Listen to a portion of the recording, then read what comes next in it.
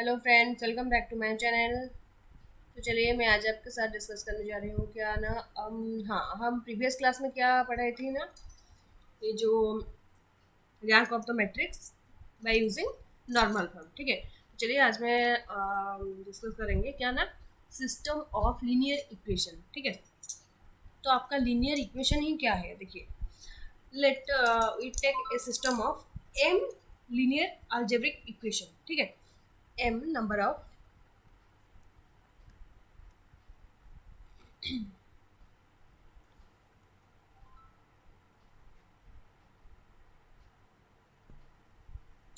तो हाँ देखिए, यहाँ पे हम ये है ए सिस्टम,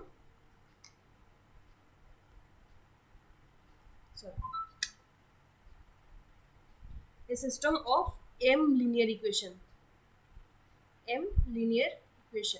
ठीक है, and n number of unknowns. ठीक है, a system having m number of linear equation and n number of unknowns, मतलब यहाँ पे जो वेरिएबल है एन नंबर ऑफ वेरिएबल्स। ठीक है, x1 x2 up to xn तक। Sorry, so the set of the equation is of the form that a11 x1 sorry for that, a12 x2 up to a1n xn, okay, equals to b1, that is the constant. Okay, so next is a21 x1 plus a22 x2 continue up to a2n xn equals to b2. ठीक है, then continue up to there are m number of linear equation, ये है ना, so that यहाँ पे लिख दिया मैंने क्या, ए m1। ठीक है, a m2 x2 up to a mn xn equals to b bm। ठीक है, क्योंकि यहाँ पे m नंबर ऑफ इक्वेशन है, इसलिए m नंबर ऑफ कांस्टेंट भी है यहाँ पे। ठीक है, तो ये आपका हो गया क्या, लीनियर इक्वेशन। ठीक है, ये आपका हो गया आपका linear equation. So there are two type of equation, that is first is homogeneous, sorry ये हो गया आपका हाँ होमोजीनियस एंड नॉन होमोजीनियस। ठीक है, homogeneous, next is non homogeneous. So homogeneous कब कहेंगे, ये जो लीनियर इक्वेशन को हम होमोजीनियस कब कहेंगे ना, देखिए ये जो टोटल इक्वेशन है इसको हम लिख सकते हैं इस तरह की, जो समेशन की तरह लिख सकते हैं, j equals to 1 to n a i j x j equal, ये लिख सकते हैं इक्वल्स टू b i। ये जो इक्वेशन को हम समेशन की तरह इसे लिख सकते हैं। ठीक है, समझ गए आपने।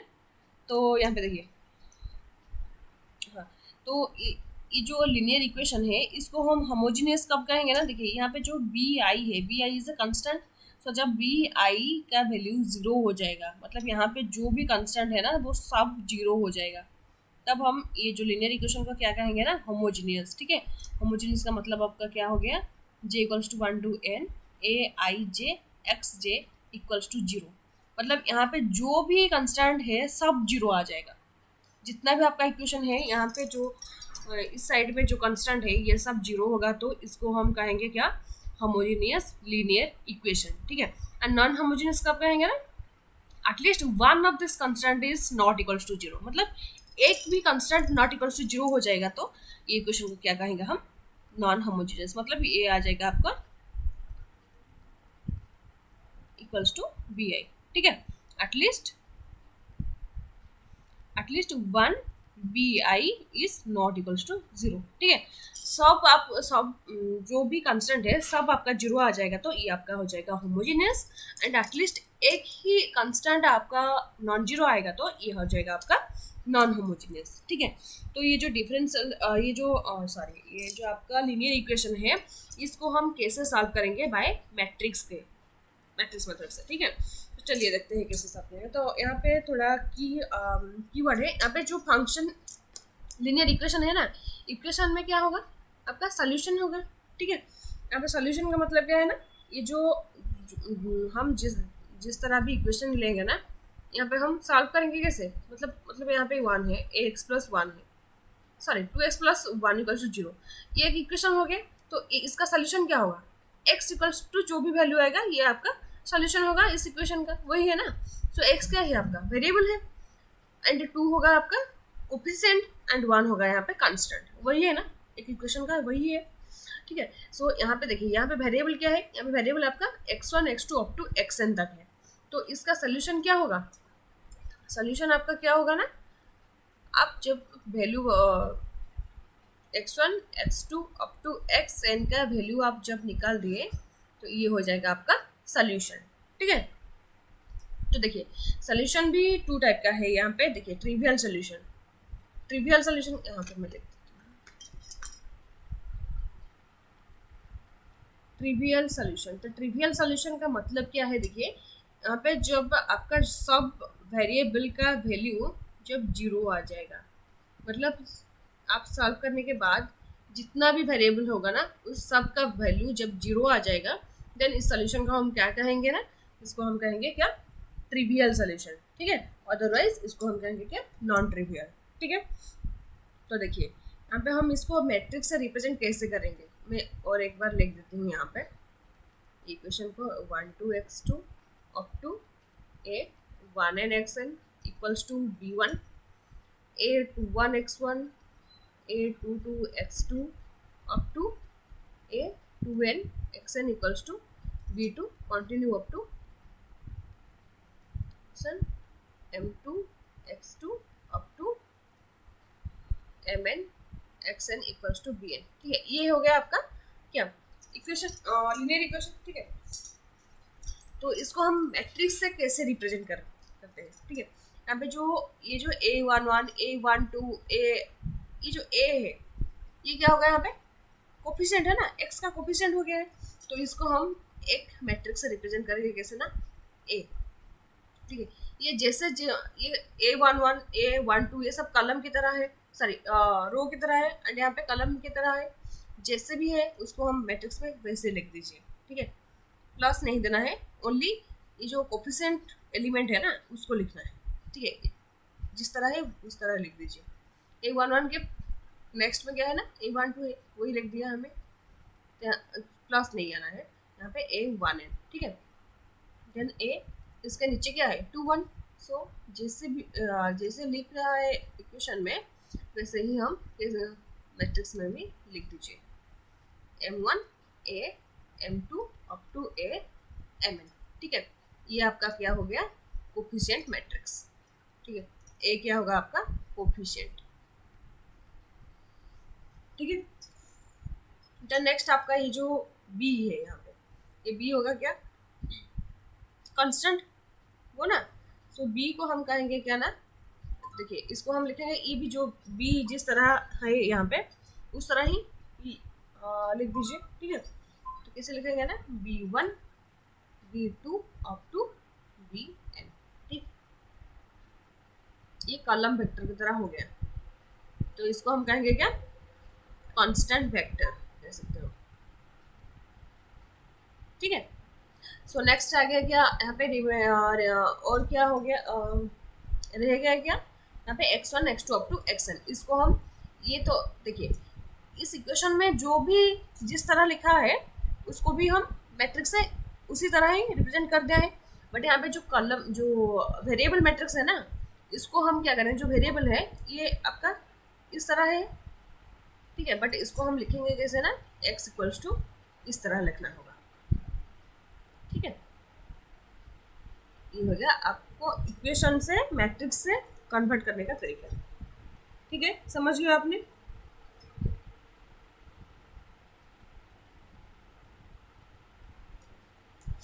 ठीक है। तो चलिए नेक्स्ट क्या होगा देखिए, तो हाँ यहाँ पे x को हम कहेंगे क्या, सोल्यूशन वेक्टर और वेरिएबल वेक्टर, ठीक है।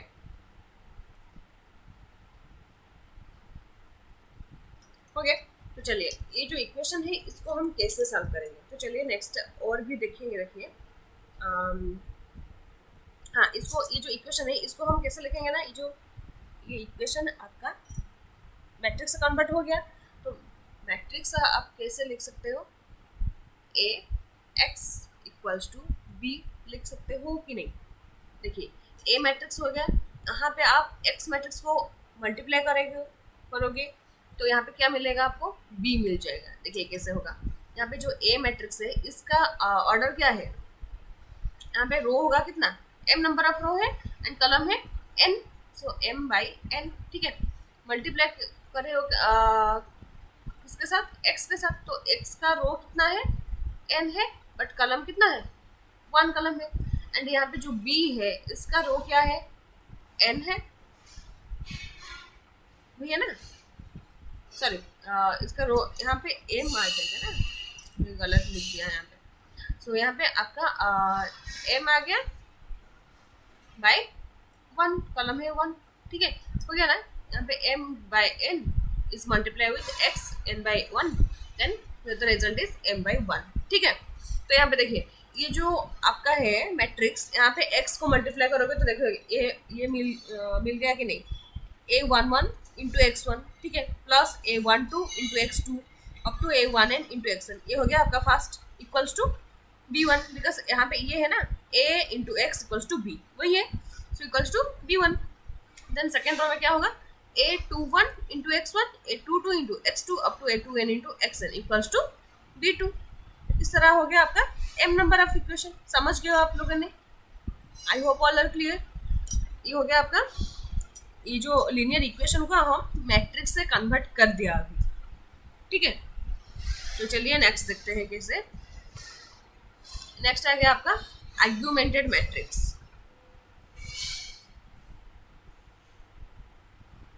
आर्गुमेंटेड मैट्रिक्स ये फिर क्या है, ये मैट्रिक्स को हम कैसे लिखेंगे, a स्लैश b, इसको हम कहेंगे क्या, आर्गुमेंटेड मैट्रिक्स। मतलब ये क्या हो गया आपका, a11 a12 up to a1n, a21 a22 up to a2n, continue up to am1 am2 up to amn slash with b1 b2 up to bm, ठीक है। ये आपका आर्गुमेंटेड मैट्रिक्स, ठीक है। तो आप एक लीनियर इक्वेशन को, ये हो गया आपका आर्गुमेंटेड मैट्रिक्स, ठीक है। तो नेक्स्ट चलिए एक इक्वेशन को हम एक लीनियर इक्वेशन को हम कब कहेंगे कंसिस्टेंसी। देखिए कंसिस्टेंसी, ठीक है। सो यहाँ पे कंसिस्टेंट का मतलब क्या है ना, system is said to be consistent if this equation has at least one solution, ठीक है। यहाँ पे ये जो सिस्टम, ये जो लीनियर इक्वेशन है, इसको हम कंसिस्टेंसी कब कहेंगे ना, जब इसका एक सोल्यूशन निकल जाएगा, एक भी एटलीस्ट वन सोल्यूशन निकल जाएगा ना, इसको हम कहेंगे कंसिस्टेंसी। मतलब आपका सोल्यूशन निकल जाएगा तो उसको हम कहेंगे कंसिस्टेंसी, ठीक है। और सोल्यूशन नहीं आया तो आप क्या कहेंगे, इसको इनकंसिस्टेंसी, ठीक है। ठीक है, तो चलिए देखते हैं कैसे होगा। समझ गए ना आप, कंसिस्टेंट का मतलब क्या है ना, इफ एटलीस्ट वन सोल्यूशन आपका सोल्यूशन निकल जाए तो इसको हम कहेंगे, इस सिस्टम को हम कहेंगे क्या, कंसिस्टेंट। अदरवाइज इसको हम कहेंगे क्या, इनकंसिस्टेंट, ठीक है। तो चलिए हम स्टार्ट करते हैं solution of system of linear equation. तो लीनियर इक्वेशन को हम कैसे सॉल्व करेंगे, कैसे इसको मैट्रिक्स मेथड से कैसे हम इसको सॉल्व करेंगे, ठीक है। Solution of linear equation. So linear equation आपका दो टाइप का है, वही है ना। सो फास्ट हम करेंगे क्या, होमोजेनियस के लिए, ठीक है, सॉरी नॉन होमोजेनियस के लिए।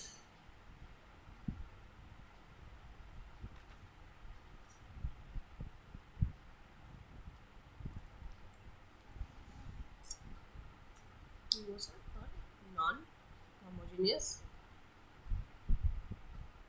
लीनियर इक्वेशन, ठीक है। नॉन होमोजेनियस के लिए क्या है, देखिए यहाँ पे आपका फर्स्ट आपका जो m नंबर ऑफ इक्वेशन है यहाँ पे and n number of variable होगा, ठीक है, वही है ना।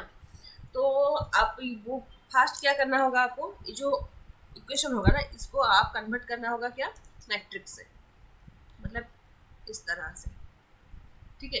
एक्स यहाँ पे क्या है ना n/1 एंड आपका रिजल्ट आ गया क्या m/1, ठीक है। इस तरह से आपको रिप्रेजेंट करना है। देन यहाँ पे देखिए, यहाँ पे फास्ट यहाँ पे हम चेक करेंगे क्या, कंसिस्टेंसी। कंसिस्टेंसी हम कैसे चेक करेंगे, फास्ट वही देखिए देन सोल्यूशन में जाएगा, ठीक है। तो देखिए फास्ट क्या है ना, यहाँ पे फास्ट कंडीशन आपका यही है कि इफ यहाँ पे लेट हाँ, आप यहाँ से रिप्रेजेंट कर दिया ना, तो आपको फिर लिखना है क्या, आर्गुमेंटेड मैट्रिक्स, ठीक है। Let R be the rank of A matrix and R dash be the rank of augmented A matrix. Let augmented A is this one. A dash is augmented A. ठीक है. Let R is the rank of A and R dash is the augmented rank of augmented A. ठीक है. तो चलिए देखते हैं यहाँ पे क्या होगा ना, कंडीशन यहाँ पे है ये कि if rank of A is equals to rank of augmented A. Then इस सिस्टम को हम क्या कहेंगे ना, सिस्टम इज कंसिस्टेंसी, समझ गए। If rank of augmented A is equals to rank of only matrix A, then इसको हम क्या कहेंगे, देन सिस्टम इज कंसिस्टेंसी हो जाएगा, ठीक है। तो इसके अंदर से देखिए कंसिस्टेंसी मतलब यहाँ पे सोल्यूशन आएगा आपका, ठीक है। तो इसका फर्स्ट कंडीशन क्या है ना, if rank of A equals to rank of augmented A, ठीक है, equals to n, n का मतलब क्या है ना यहाँ पे नंबर ऑफ वेरिएबल, ठीक है।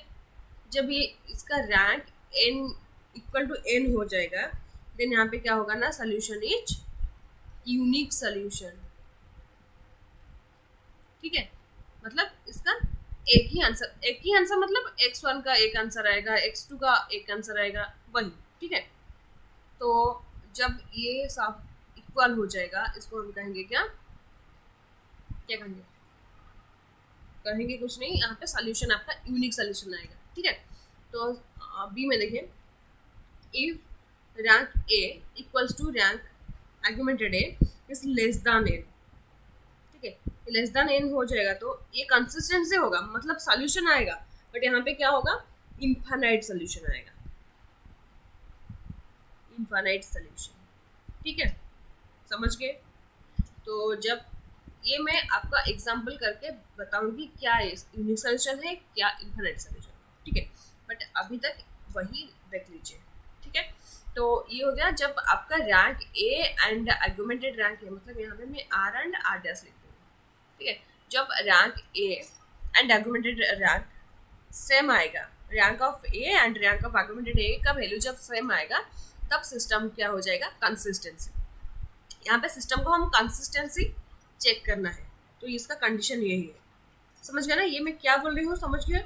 ये सब कंडीशन है, हम सिस्टम को कब कंसिस्टेंसी कहेंगे और कब इनकंसिस्टेंसी कहेंगे, ठीक है। आपको क्या निकालना है ना, रैंक ऑफ ए निकालना है और रैंक ऑफ आर्गुमेंटेड ए निकालना है। जब दोनों रैंक सेम हो जाएगा, देन सिस्टम क्या हो जाएगा आपका, कंसिस्टेंसी। इसका मतलब क्या है ना, आपका सोल्यूशन ही निकालना है, ठीक है।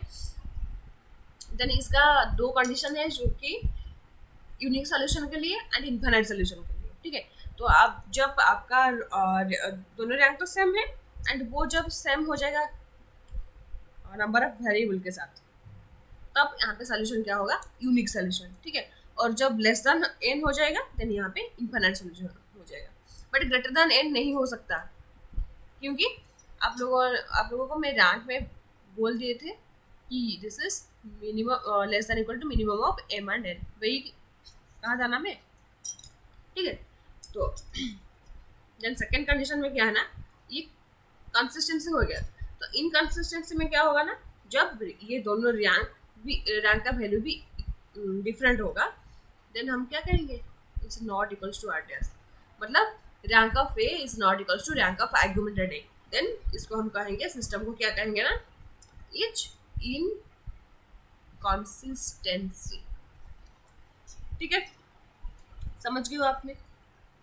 आई होप ऑल आर क्लियर। आपको डाउट है तो मुझे कमेंट सेक्शन में ज़रूर लिख दीजिए, तो मैं आप सबको डाउट लेके और एक वीडियो डाल दूँगी। ठीक है, तो ये हो गया आपका।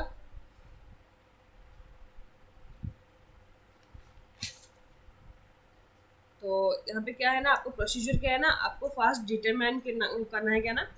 हाँ, यहाँ पे मैं प्रोसीजर लिख देती हूँ, प्रोसीजर भी लिख देती हूँ, आप नोट कर लीजिए। ठीक है, आपका प्रोसीजर क्या है ना, फास्ट में यहाँ पे है डिटरमाइन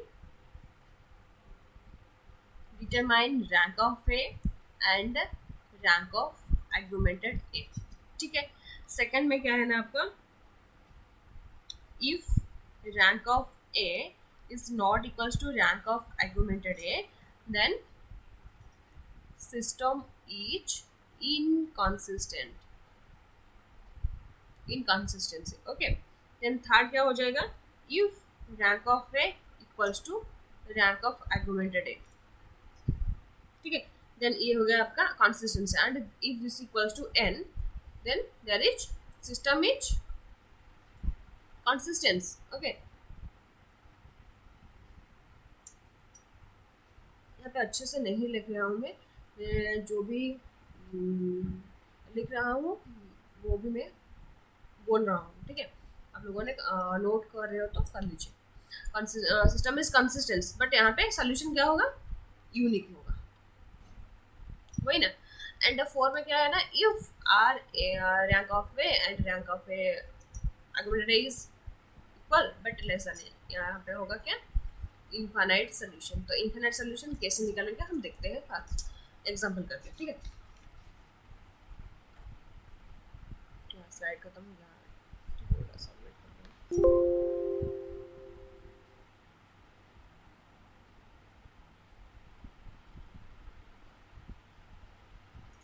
यहाँ पे देखिए एक एग्जांपल मैं ले रहा हूँ, यहाँ पे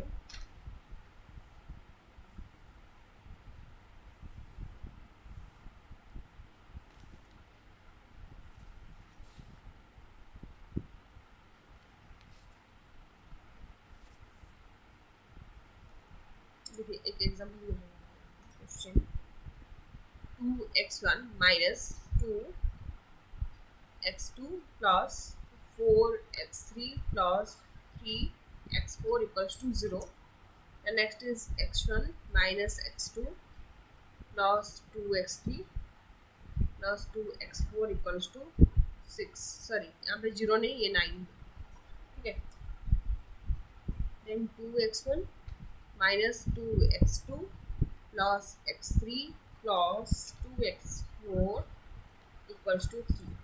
ठीक है, देन यहाँ पे होगा क्या, x1 minus x2 plus x4 equals to 2. ठीक है, तो ये हो गया कितना इक्वेशन, कितना इक्वेशन है यहाँ पे, 4 इक्वेशन है एंड नंबर ऑफ वेरिएबल भी ऑल्सो 4 है। तो फास्ट हमको क्या करना है, देखिए फास्ट हमको क्या करना है, फर्स्ट आपने इसको मैट्रिक्स से कन्वर्ट कर देंगे। ठीक है, मैट्रिक्स से हम कैसे कन्वर्ट करेंगे, देखिए यहाँ पे आपका ए मैट्रिक्स आ जाएगा क्या, 2 minus 2 4 3 1 minus 1 2 and 2, then 2 minus 2 1 and 2, then 1 minus 1। देखिए यहाँ पे x3 नहीं है इसलिए x3 का कोएफिशिएंट 0 हो जाएगा। ठीक है, x4। ठीक है, देन आपका जो x मैट्रिक्स है ये क्या हो जाएगा, वो तो है मैं नहीं लिख सकता, नहीं लिख रहा हूँ क्योंकि x1 x2 और x4 तक है। ठीक है, बी क्या होगा यहाँ पे 9 6 3 2। ठीक है, तो इसका आर्गुमेंटेड मैट्रिक्स क्या होगा, यहाँ पे इस तरह लिख सकते हो 2 minus 2 4 3 then 1 minus 1 2 2 2 minus 2 1 2 1 minus 1 0 1, then यहाँ पे लिख सकते हो क्या 9 6 3 2। ठीक है, तो देखिए यहाँ पे देन नेक्स्ट आपका क्या करना है, आप लोगों ने रैंक ऑफ ए को निकालना है, देन रैंक ऑफ आर्गुमेंटेड ए को निकालना है। ठीक है। तो चलिए हम निकालेंगे कैसे, देखिए ये तो बहुत ही लेंथी हो जाएगा। जब आप ए का रैंक निकालोगे देन फिर इसका रैंक निकालना है, वो तो बहुत ही लेंथी हो जाएगा ना। तो देखिए हम ओनली इसका रैंक निकालना है, मतलब यहाँ पे ऑपरेशन करके हम यहाँ से ए का रैंक निकाल सकते हैं एंड आर्गुमेंटेड ए का भी रैंक निकाल सकते हैं। देखिए कैसे हम रो ऑपरेशन यूज करेंगे, ठीक है। आप रो ऑपरेशन यूज करके रैंक कैसे निकालेंगे ना, number of non zero row is equal to rank of the matrix, वही है ना। तो देखिए ये जो मैट्रिक्स है ओनली ये मैट्रिक्स होगा आपका ए मैट्रिक्स, बट टोटल मैट्रिक्स हो जाएगा आपका आर्गुमेंटेड मैट्रिक्स, ठीक है। आप जो भी रो एलिमेंट रो ऑपरेशन यूज कर रहे हो यहाँ पे भी बी में भी अप्लाई करोगे, वही है ना, वो टोटल रो में अप्लाई करना होगा आपको, नहीं कि इतना कर दोगे वही कंस्टेंट रहेगा, वही नहीं, जो भी ऑपरेशन आप अप्लाई करोगे वही टोटल रो में अप्लाई होगा, वही है ना। तो देखिए आपका रिजल्ट में जो भी रिजल्ट में देखिए आप रैंक ऑफ ए कैसे निकालोगे, ये जो टोटल मैट्रिक्स है ये मैट्रिक्स से आप नॉन जीरो रो निकाल के रैंक निकाल सकते हो, ठीक है। एंड टोटल मैट्रिक्स जो है वहाँ से आप रैंक ऑफ आर्गुमेंटेड ए लेके सॉल्व कर सकते हो, ठीक है।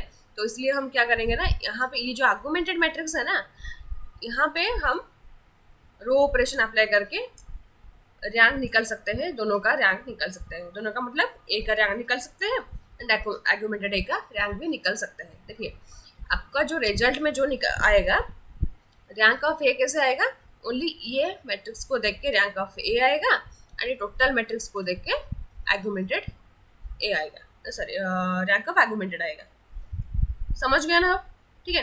एंड वहाँ से भी आप इजीली सॉल्व कर सकते हो। देखिए जैसे आप इक्वेशन से ये आर्गुमेंटेड मैट्रिक्स को लिख दिया, उसी से आपका जो रिजल्ट आएगा ना, रिजल्ट लास्ट रिजल्ट में जो आएगा वहाँ से आप सॉल्यूशन को कन्वर्ट कर सकते हो। जैसे आप इक्वेशन से मैट्रिक्स को कन्वर्ट कर दिया, उसी तरह आपका जो रिजल्ट में जो मैट्रिक्स आएगा ना उसको आप इक्वेशन में कन्वर्ट कर सकते हो, ठीक है। देन आप इसको सॉल्व कर सकते हो, ठीक है। तो चलिए आप सॉल्व करेंगे, देन फिर बताएंगे कैसे होगा कैसे नहीं होगा, ठीक है।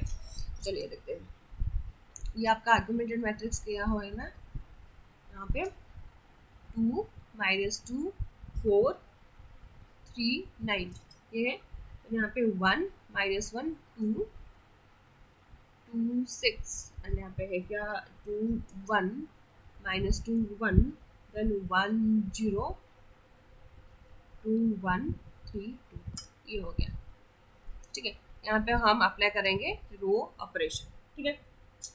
तो कैसे अप्लाई करेंगे, तो यहाँ पे ये जो है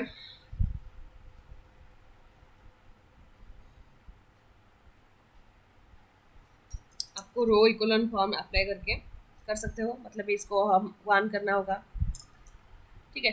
तो कैसे करेंगे, देखिए डिवाइड 1 नहीं, आपको R1 को चेंज करके कैसे करेंगे, R1 माइनस R2 कर सकते हो, 2 - 1 हो गया आपका 1, ठीक है। एंड ये सबको आप जीरो करना होगा, तो कैसे करेंगे, देखिए R2 को कैसे जीरो करोगे, R2 minus R3 sorry R4 को यूज़ करके, वही है ना। एंड R3 को कैसे जीरो करोगे, R3 माइनस R1, यहाँ पे 2 है, यहाँ पे 2 माइनस करके, ठीक है। यहाँ पे जगह नहीं है तो इसलिए मैं नीचे लिख दिया, ठीक है। R4 को कैसे जीरो करोगे, R4 माइनस R2, वही है ना।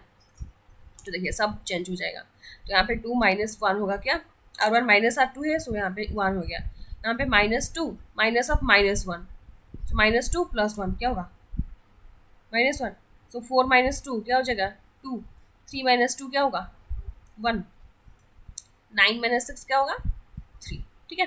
देन यहाँ पे देखिए, यहाँ पे क्या करेंगे ना, यहाँ से यहाँ को माइनस करना होगा, 1 - 1 हो गया 0, देन -1 - 1 क्या होगा -2, देन -2 - 0 यहाँ पे 2 होगा, देन यहाँ पे 2 - 1 होगा क्या 1, 6 - 2 होगा आपका 4, ठीक है।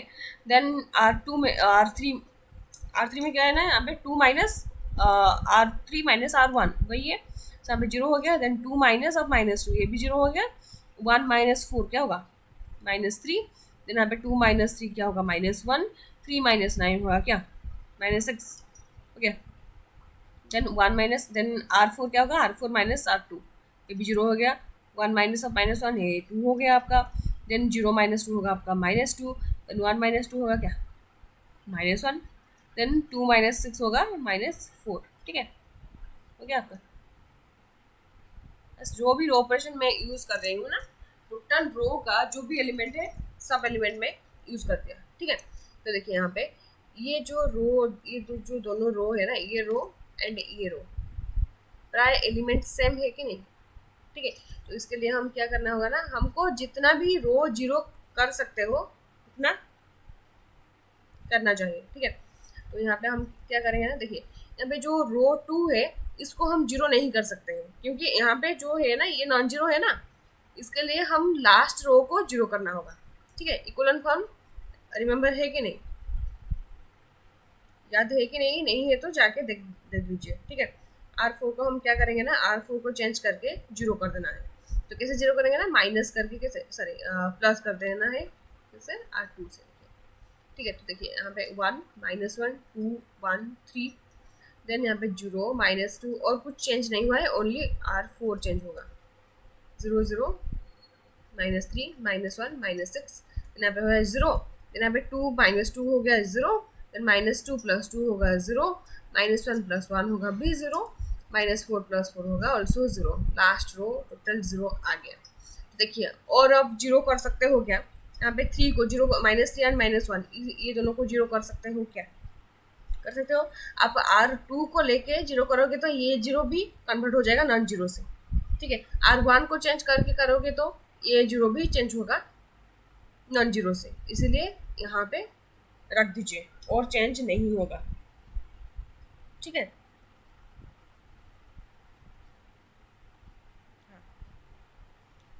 हो सकता है मे भी,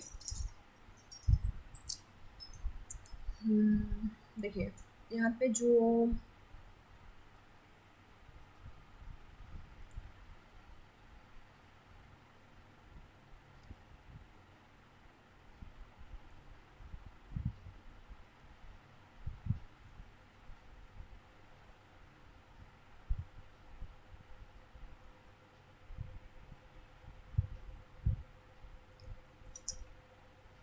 यहाँ पे क्या हो गया, देखिए R1 चेंज हुआ, R1 -R2 वही है ना, हाँ तो ठीक है। तो और चेंज होगा तो देखिए चेंज नहीं हो सकता, चेंज हो सकता है तो ठीक है, तो यहाँ पे चेंज नहीं होगा, तो यहाँ पे क्या हो गया, देखिए ये जो आपका ए मैट्रिक्स का है, ओनली ई मैट्रिक्स का है, तो यहाँ पे नॉन जीरो कितना होगा 1 2 3, 3 नॉन जीरो है, सो रैंक ऑफ ए क्या आ जाएगा, यहाँ पे 3 आ गया। एंड टोटल मैट्रिक्स को लेके यहाँ पे भी ये टोटल नीचे से जो लास्ट रो में जो भी जीरो है, सॉरी जो भी एलिमेंट है सब जीरो हो गया है, ठीक है। वहाँ से टोटल मैट्रिक्स को भी लेंगे तो क्या होगा, यहाँ पे रैंक ऑफ आर्गुमेंटेड ऑल्सो क्या हो गया 3, ठीक है। तो यहाँ पे रैंक दोनों सेम आ गया,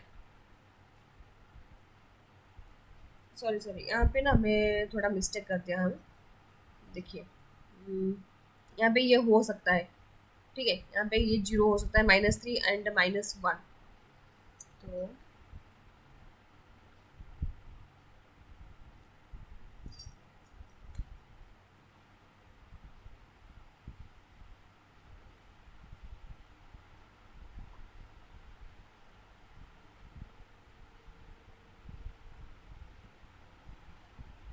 देखिए कैसे हम जीरो कर सकते हैं, यहाँ पे -3 है तो इसको हम कैसे जीरो करेंगे, आपको दिखना है, ठीक है।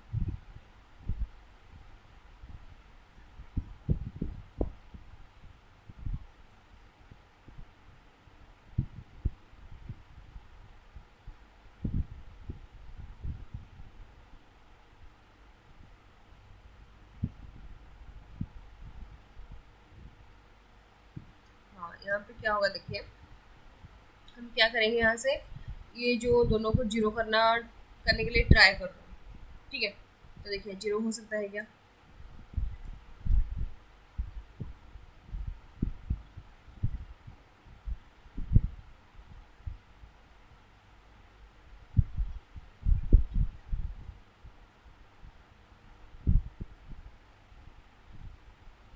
अच्छा देखिए यहाँ पे जो फास्ट में जो एलिमेंट है ना इसको आप जीरो करने ट्राई करो,